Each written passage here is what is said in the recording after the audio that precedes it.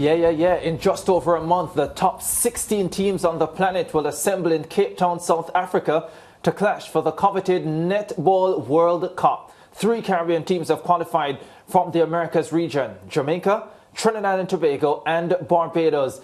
The number 4 world-ranked Jamaica's Sunshine Girls hold the highest position among Caribbean teams and were the first of the 3 to announce their squad. That features standouts Janelle Fowler and Shamira Sterling, along with a return to international competition for veteran Romelda Aiken-George. This is the full squad.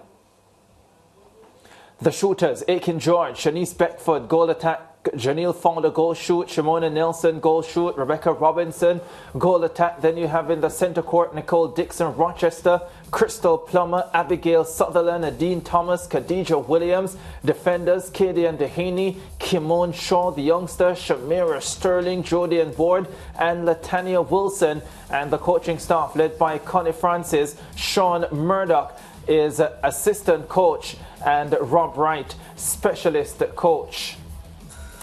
And the Sunshine Girls assistant coach, Sean Murdoch, joins us in the studio. Sean, it's an absolute pleasure to have you. First of all, how are you doing? I am very well, thank you for asking. You were only recently named as assistant coach of the Sunshine Girls setup. What's it been like? It has been good so far. I mean, I went into a space where we had the legend Connie Francis, who was already there, and I had a relationship with the girls coming from the administrative side of netball. So it was good. It was nothing too far-fetched in terms of moving into the space. I've been coaching for a while, so that is just complement to what I did. That complementing with what I did in administration made it a nice transition for me. Yeah, did this appointment surprise you in any way? Not really. It wasn't on my radar. I knew that I wanted to be the best coach I can, whether it was just coaching my club team. And so it wasn't really on the radar, especially not now. I know when Connie came back from England, what kind of gave me the urge to submit an application, she said that she thought I'd be a good help to the team, and as such I submitted an application, went through the process, and I was successful. Yeah, absolutely fantastic. Let's talk about this squad now that has been named for the World Cup. It looks like a very good squad, by the way, so you have a great unit working with. But something that caught me right away, many of the other teams who have named their squads for the World Cup have named 12 plus 3 traveling reserves. We have just named 15. We have not separated the 12-woman squad from the 3 reserves. Is there any particular reason for that? Yes, there is. It means the girls are doing so well. The selectors are having a problem deciding on which 3 should be the reserve as opposed to which 12 should be going on the team. So that's a good problem to have. We needed to submit a 15, and so that was done. The 15 was done. The delay is just for the selectors to get another look and make in an attempt to make the right decision heading into the World Cup. So talk to me about when that look will be made then. A lot of the girls are in Australia in the Sun Court. There is going to be a camp in July in South Africa. I think July 14 is when it starts. Correct. In South Africa. So when is this look going to happen, and when will you have to narrow to a 12 and identify the 3 reserves? Well, the 12 will happen June 14. Ooh. Yes, June 14. So it's another week that we have to play with, but the 12 will be decided then.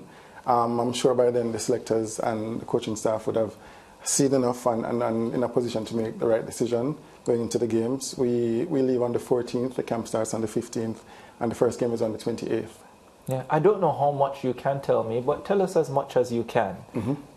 Where is the difficulty in selecting this squad? The difficulty is that the players are doing well. All of them, all areas. Well. All areas. So you're unable to pick your first choice from all areas of the court: attack, mid-court, defense. Correct. The players are doing extremely well. As I know you follow the Suncorp League, and you see the damage that the girls do down under in terms of their position in the different statistics and how they're performing.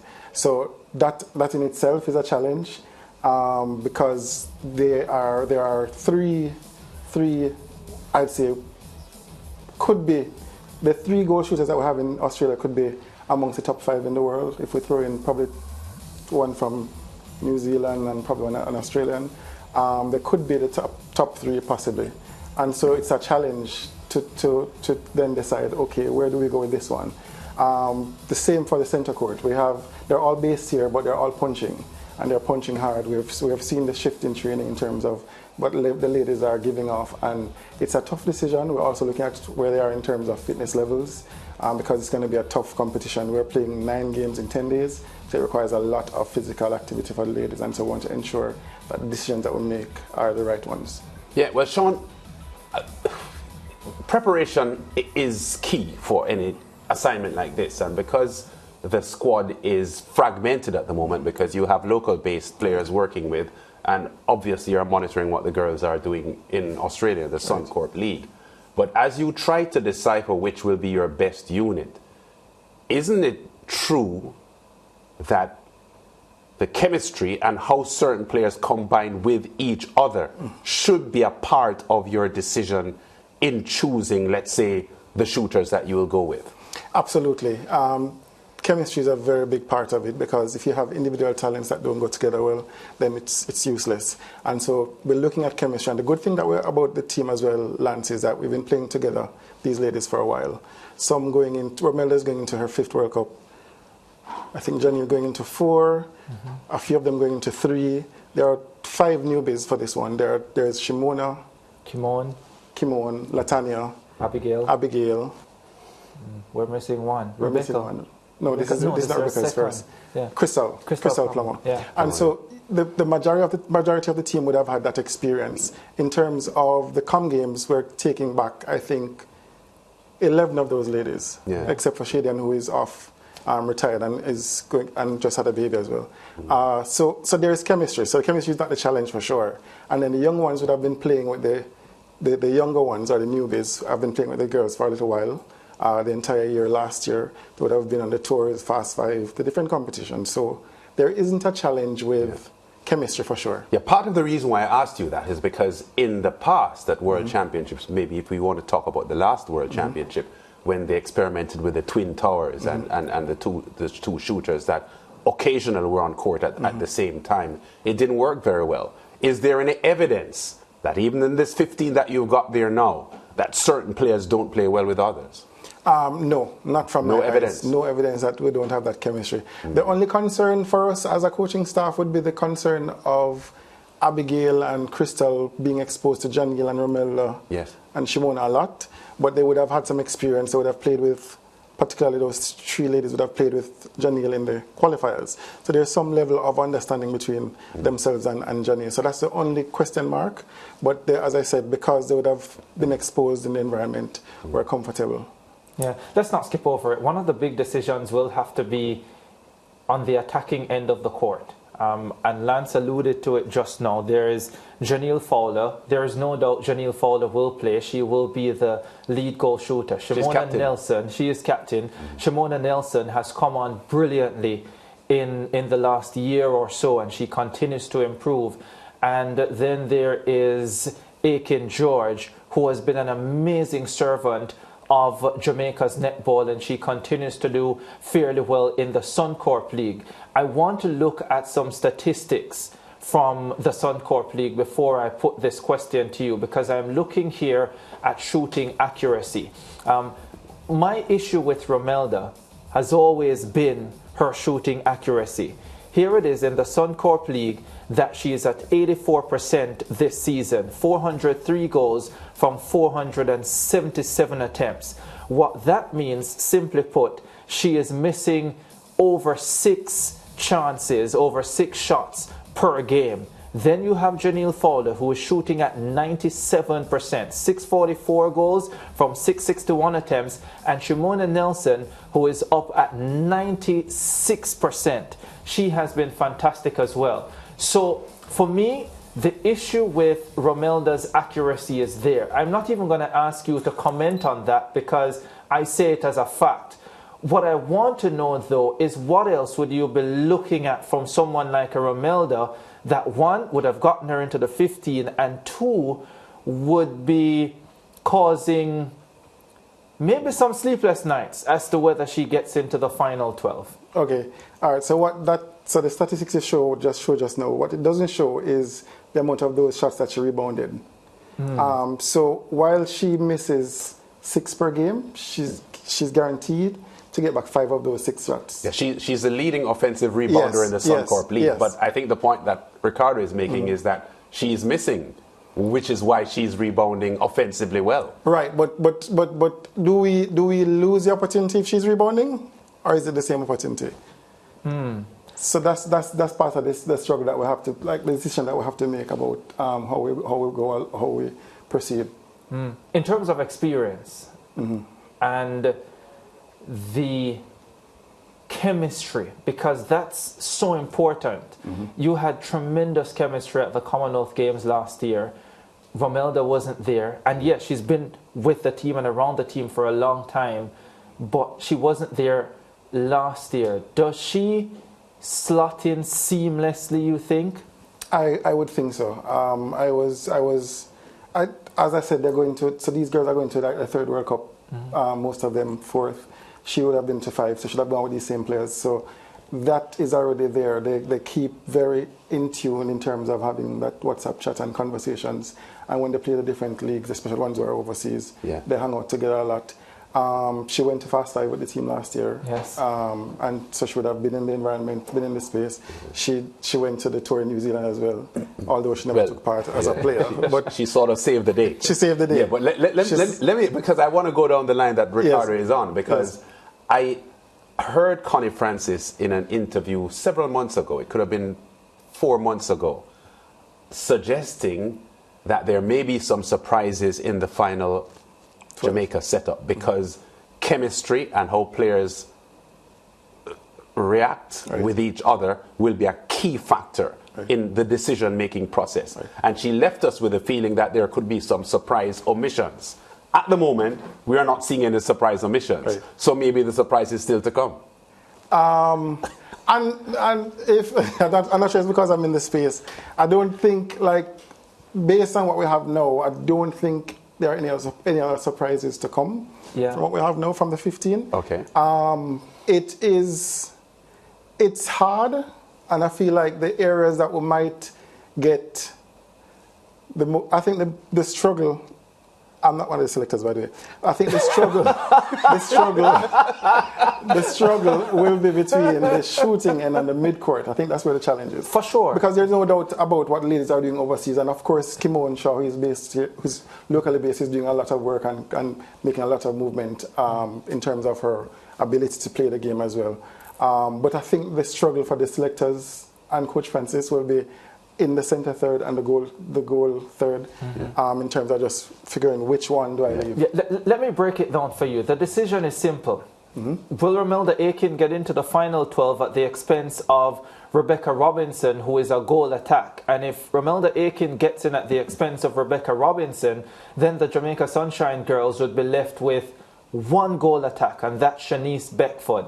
So it's a tough decision to make, but if you then have Rebecca Robinson as a travelling reserve, and Shanice Beckford gets hurt, then you can always make that replacement. But I suspect it could still be problematic, because if you get hurt early in the tournament and you are replaced, I don't think you can return. No, you can't. And so therein lies the problem if you go with 1 goal attack. Personally, I don't think the selectors can take the risk of going into a World Cup with only 1 frontline goal attack. And as Lance pointed out earlier, we've seen the Twin Tower tried before, first time at the 2011 World Championships. It didn't work out then, and I don't care what anybody says, I don't think it would work out now, but that's just me. I'm not a selector like Sean. You heard Sean's disclaimer earlier on that he's not a selector either. Just quickly though, Sean, the Birmingham Commonwealth Games experience showed us a lot about the quality of this Jamaica team and the possibilities for this team. They beat Australia in a pool match and they beat New Zealand in the semis. I've never seen a Jamaica team reel off back-to-back wins over these 2 opponents in the way that they did. They lost the final, yes, to the Aussies. But how much did that Birmingham performance tell you about the quality of this team and the possibility of being world champions? You know, Lance, it's something that we said a lot before we went to the Com Games, like in terms of quality, because we've had good players over the years. Yes. But in terms of quality and depth in that quality, it's probably the most I've seen in my era. Sorry. So we went into Commonwealth Games knowing that fact for sure. What is good from the Commonwealth Games is that before the players, and this is something I used to have an issue with, is that players used to say we just want to medal. But into the Commonwealth Games and worse now, it's not just medal anymore. It's about the gold medal, and that's where we want to be.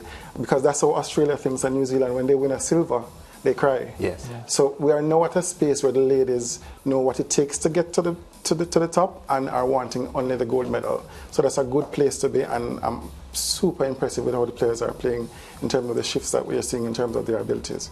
Yeah, how are the girls in terms of their mental mindset? Of course, we are some way away from the tournament, a month and a half now away from the start of the tournament, but mentally, how are they? Because so often we hear stories of the Sunshine Girls short on the cash needed to go to these events, to get the preparation down and so on. But how is it as of now? I should probably just use a segue.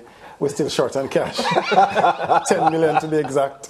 10 million? 10 million, still short 10 million. Is that US or Jamaican? That has Jamaican. to be Jamaican. Good thing it's Jamaican. So we're still short on cash, but we've had a lot of support and getting a lot of support from the sponsors that came on board. So the players are a little bit more comfortable. We're not in this cycle going to be saying that yes, the girls are extremely happy with what they're getting, but they're a little bit more comfortable, and they understand as well the struggles that we go through and the struggles that we have in terms of attracting and retaining sponsorship. Yes. So they do understand, but they're a little bit more comfortable, and so they are focused more on going to that gold medal and less of distractions off court. Yeah, fantastic. Well, Sean, Lance, one of the greatest experiences I have had covering sport would have been at the Commonwealth Games last year, and specifically covering the Sunshine Girls, and that win in their pool game against Australia.